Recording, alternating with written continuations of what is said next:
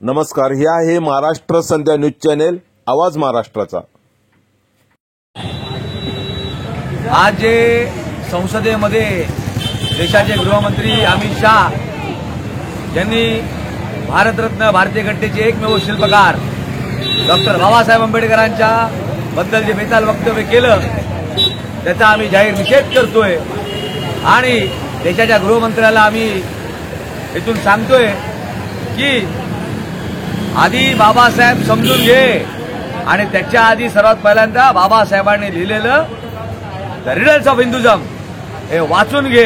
त्या riddles of हिंदुझम मध्ये बाबासाहेबांनी स्वर्गाला नाकारलेलं आहे, अनेक तुमच्या हिंदू धर्मातील देवी देवतांना नाकारलेलं आहे।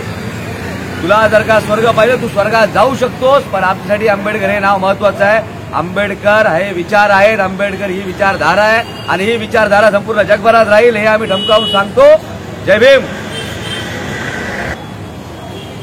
संसदेची अमित शहानी जे बेताल वक्तव्य केलं त्या वक्तव्य करताना त्या ठिकाणी रिपब्लिकन पार्टी ऑफ इंडियाचे आमचे नेते माननीय रामदासजी आठवले साहेब सुद्धा होते, त्यांनी सुद्धा आक्षेप घेतलेला नाहीये आणि याचा आम्हाला प्रचंड खेद आहे की आंबेडकरी चळवळीतले आमचे नेते ज्यांना आम्ही आधारस्तंभ मानतो ते अमित शहाला रोखू शकलेले नाहीयेत। खरंच ते पॅन्थर राहिलेले आहेत की नाही याच्या सुद्धा आम्हाला आता शाश्वती राहिलेले नाहीये।